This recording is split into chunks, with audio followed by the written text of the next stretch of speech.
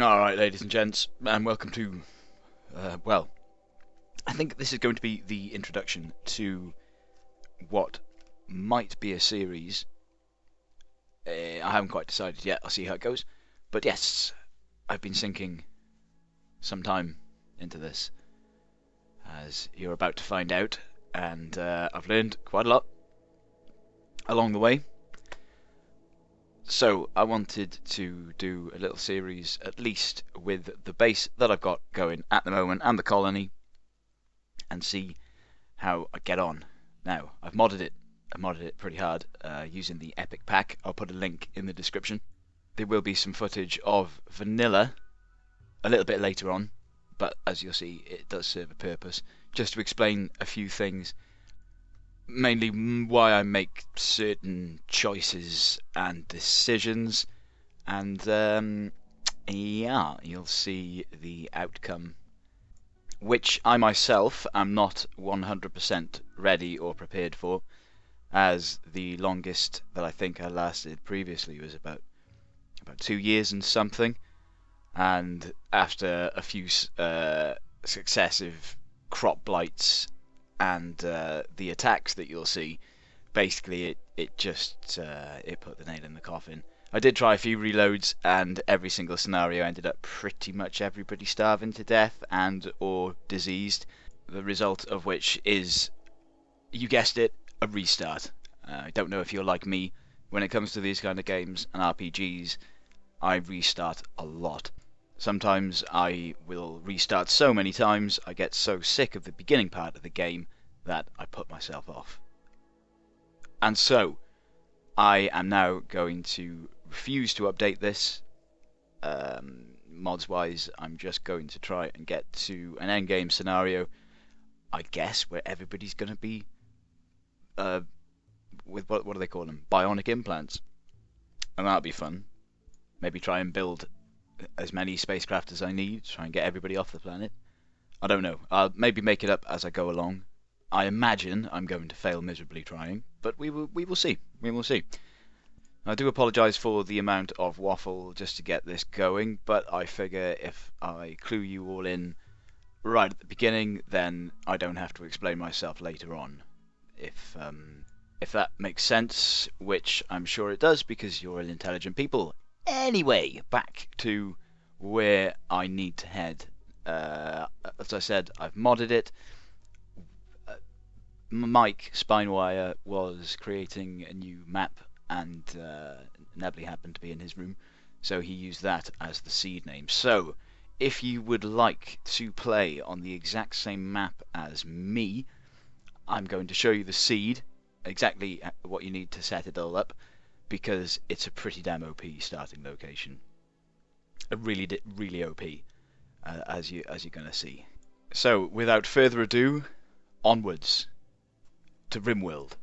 By the way, this is just a little bit of space filler before GTA 5 comes out, because, oh my god, that game's going to be amazing. So then, it be seed time. So you'll see now. Type in the seed as Nebly. Leave everything else exactly as it is. Go to next. And you should get this. And the area you're looking for is down the south here, in this little jungle area, and it's that little light square box in the south. So now that we've created that, as I said, I've modded it, so I start off with more guys than what I did. You'll notice there that I selected Phoebe Base Builder and the most intense difficulty setting, just to sort of balance things out, because I am starting with more guys.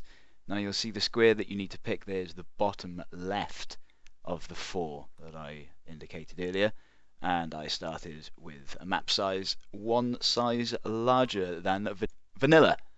Okay, so yes, this is my preset. You'll see me tweaking them somewhat. I did randomize a lot of the backstory traits, just because I could not be bothered to go through all of them. Even though I did actually go through all of them, yeah, I figured just a cheeky randomize just to get everybody at a base level of where I would like them to be. You'll notice that I've also turned off points as well, so I can do whatever the fuck that I want to do. Yeah. Now the traits that you can give them will affect things loads. So you'll notice that everybody, without exception, from my starting guys, is psychically dull. That means that when the mechanoids appear, it doesn't drive them batshit insane. I know it's kind of cheating, but whatever. But whatever. It's my game. I do what I want. I'll do what I want. So yeah, just going through the extra bits. I did try and RP it a little bit, so the people that I know in real life that I've put into this game, I tried to give them a little bit of their character.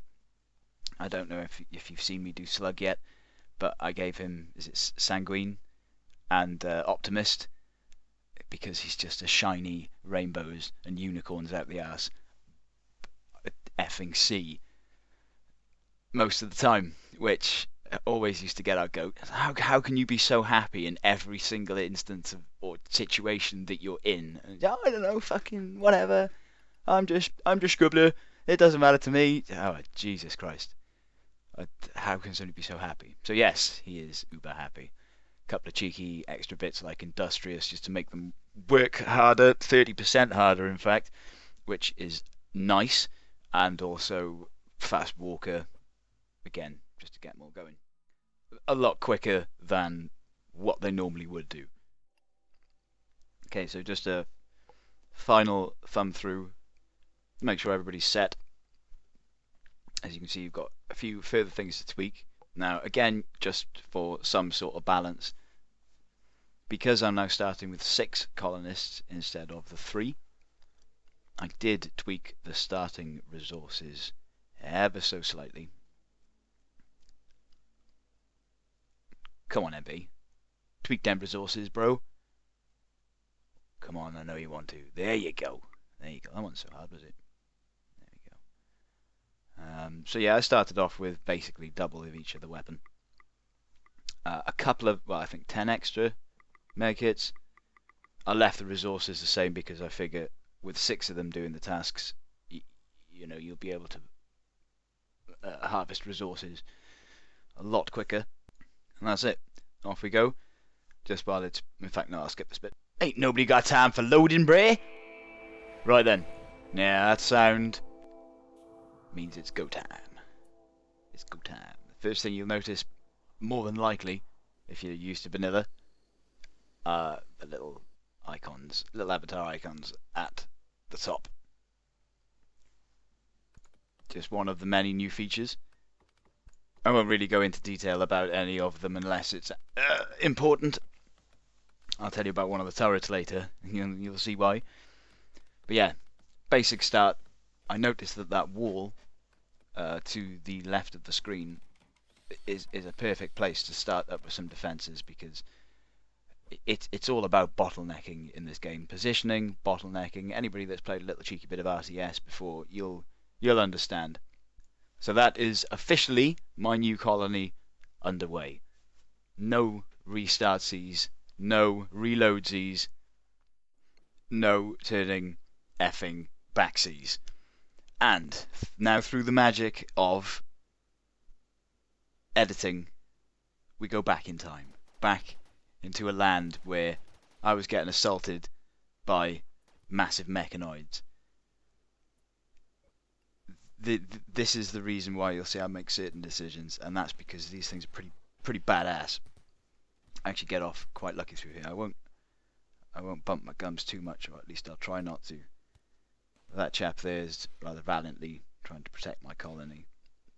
I think this was part of a small group.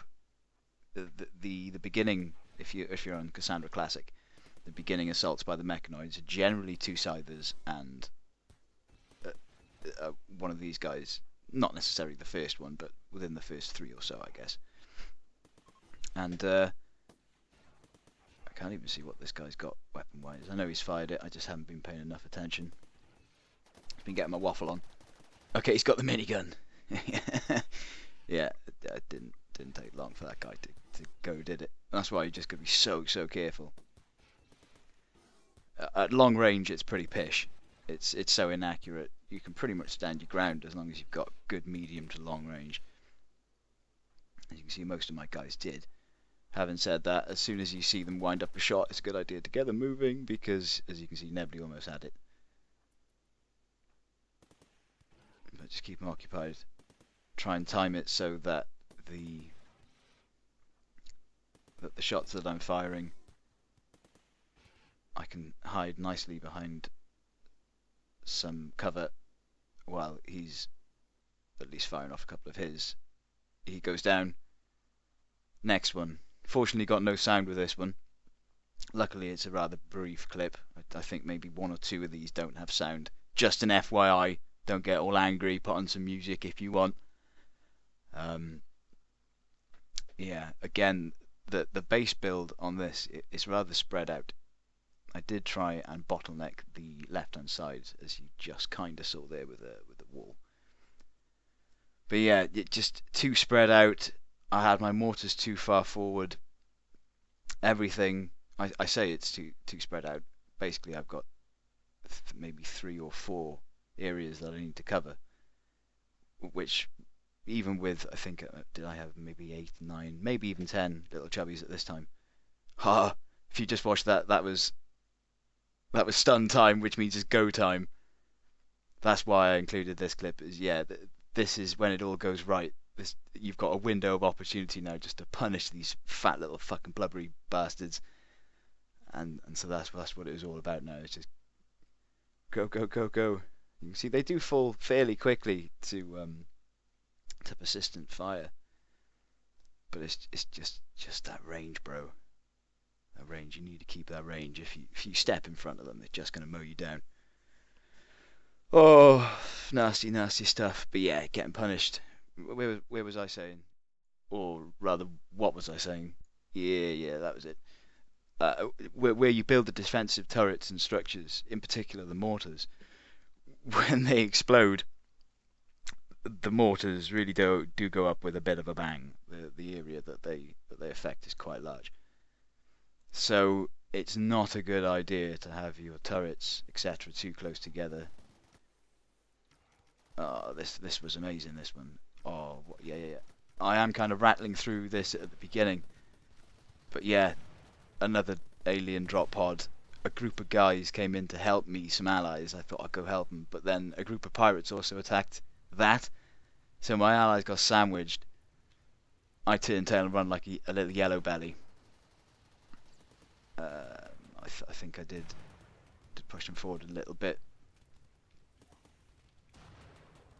But yeah, this was one of those moments in this game where it just kicks off. It's good. It's so cool. So yeah, you'll notice that Scyther, he's moving in to attack me, and that's why I back off. I thought there's no reason for me to go down there and sacrifice any of my chubbies. So just see how these get on. And bearing in mind this was a bit of an excessive pirate force. You'll hear Mike and Slug maybe rattling on a little bit in the background, but ignore that. Don't worry about that. Yeah. Look how many snipers are down there to the left. There's a lot of them. They had quite a lot of good equip with them, and against 3 of them they took down 1, but they've already suffered a few losses. Oh, look at the minigun. Another guy goes down. Another guy goes down.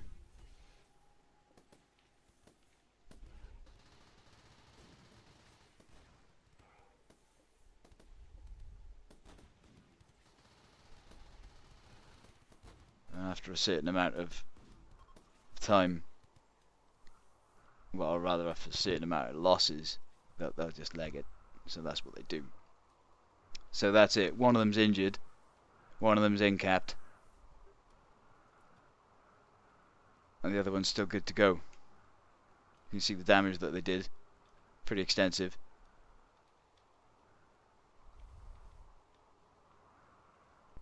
Here you can see me just trying to finish, or trying to just pick off their sniper. Your best bet really, as I said, is to use range. If you can also work in the stun as well, like you saw earlier too, then, I mean, you're laughing, but mortars are very inaccurate. Very, very inaccurate. So you need a lot of them, really, for it to make it worth your while. And yeah, this is the, I think, maybe the second to last clip of the previous base that I've got to show you. Again, this is where I tried to bottleneck more stuff. See, if you can coax them into your turret's range and give them no real advantage of range on you, then they're pretty squishy with it, these little I don't know, what do they look like? The guy from MDK a little bit, I suppose, wearing a skirt. It's the other stuff that you need to watch out for, because of course if you force a centipede into your direct range, that's where it's most happy. So it's a bit of a trade-off. It is. I'll skip ahead to when the sluggers come in. It's always a joyous occasion when they come a knocking. See, I had two little assault squads. Now they're still going to get pounded. I was lucky because Slugger number 1 got stunned right on the off. Yes, look how much damage they're still doing. And I was lucky that it was both of the Inferno guys, because they are slightly less hassle. Only slightly, mind, they are still a ball ache. They do still fuck up your shit. There's one down. The other one's going to follow pretty shortly.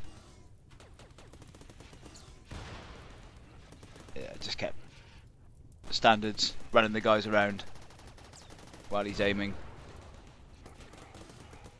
Trying to keep as little damage on them as possible. And then, yeah, once he was down, another miss from the artillery. Did it. Yeah, just a case of sniping him. Moving swiftly on then to the final one. Have we had enough of the mechanoid slaughter? Possibly not yet. I am getting a bit braver, taking the minigun flak. That's why you see that I left JB just standing there.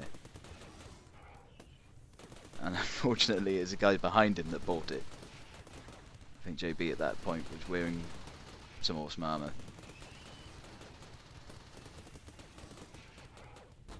And one of his traits was that he was a masochist, I think. So he just didn't care. Loved it. Yeah, you try and run. Yeah, one of the female characters I had in the colony had an incendiary launcher. That's why. All the flames, it does seem to keep them at bay, which is nice. Chappie over there, he was going to walk in front of them. He needed to be out the way.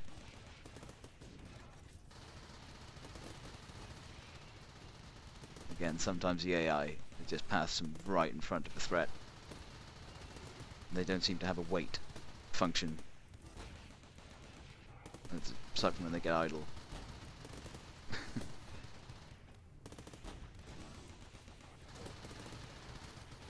You can see how long these sieges last.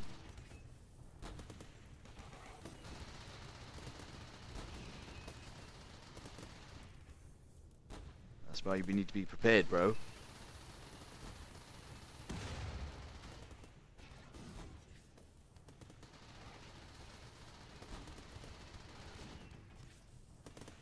A little bit of pausing, thinking time. It's a bit like FTL in that sense. It's nice to have the pause button.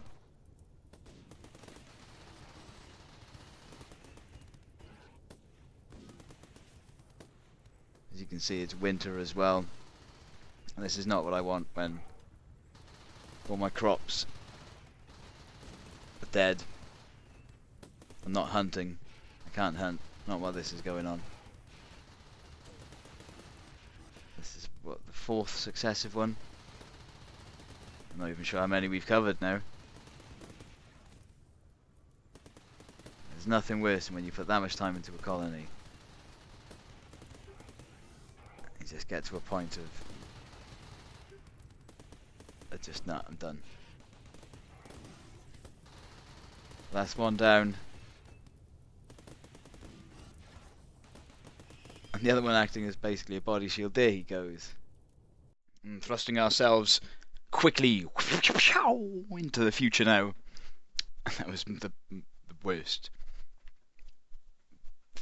past to future noise transition. Noise, balls, whatever, you know what I mean. Anywho, Jafar. There's a few of them. Now you can see my bottlenecking strategy. This was the test of it, and then some. Now you'll notice the positioning of the gun turrets. It sucks. They're too close together. I'll get round to changing those. Notice positioning of my guys. You see, I have built additional defences, but they are not readily available yet. It starts off relatively slow, but just with the position of everything, we end up whittling them down. They did have a lot of stunning guys, which I think ended up playing to my favour. What happens then if the storyteller decides to spawn them behind your defensive bottlenecking line? It also happened to arrive when I was experiencing a massive power deficiency. You'll see at the top of the screen all of my, below my Jafar army, all of my batteries are empty, which means none of my defences were working. It's lucky, however, that the AI, they will target the turrets regardless. So you can get a couple of cheeky pot shots off of them while they're distracted, giving you still time. I know it's an expensive way of delaying them, but I'd rather a resource that I can trade for and mine for than my colonists' lives, which are, of course, invaluable. Again, I haven't done any save scamming, haven't done any resaving and reloading. This is all in one. A couple of guys leaving. Puss bags. Of course, I can't really say much. Okay, well, I'll let you know that there is a certainty that I did indeed complete this. I won't make you watch all of it.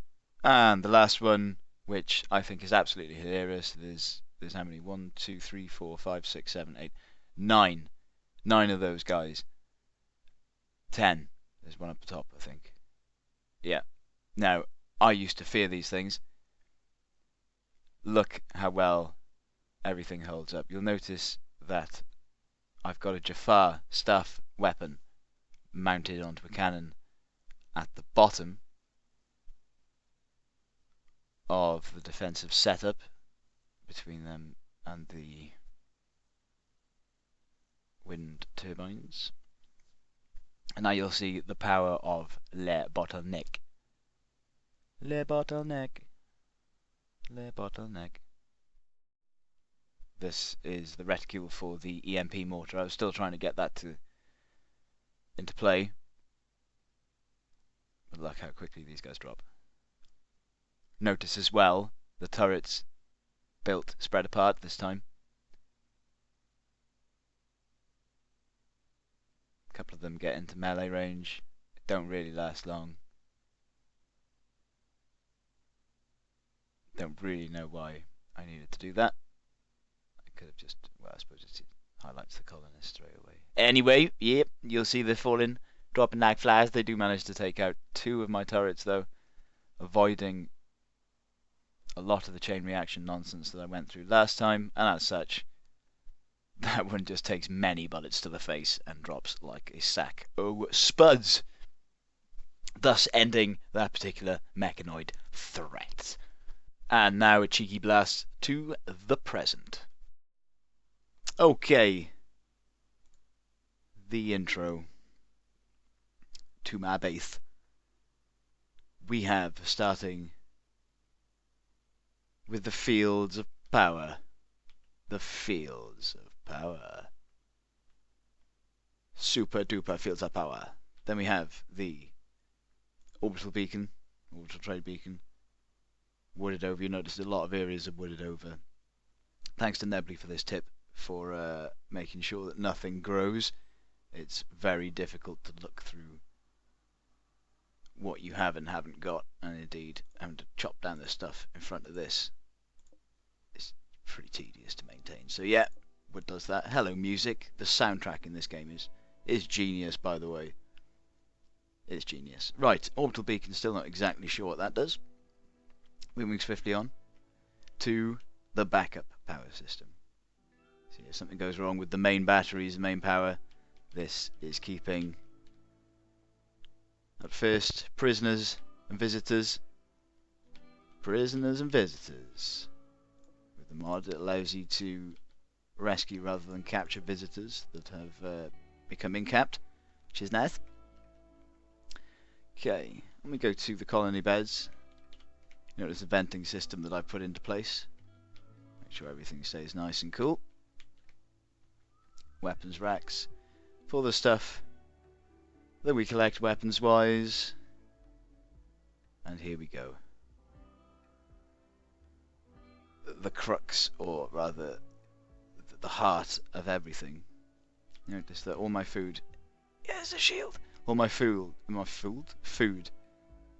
generation is right next to, I guess you could call it a pantry. That my you process, my cooks can process raw foods, get it cooked, get it eaten. You notice my positioning of the stools as well. This means that nobody will eat on the floor, which they love to do. These guys, where I'm currently at the moment, they've got minor malaria, so we'll see how that goes. So I'm not going to play it at this moment in time. This is just to show the final update just before we all kick off. So yeah, this is the backup storage for everything. Everything. A little bit of indoor hydroponics. Again, all this stuff which I'm not exactly sure what it does just yet. I built the computer chip, the circuit board rather. Pass.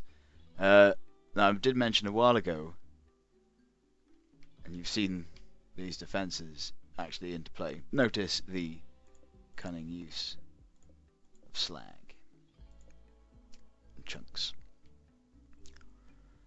Yeah, turrets that you can mount weapons on top of. So what I've done is I've mounted one of the what do they call them?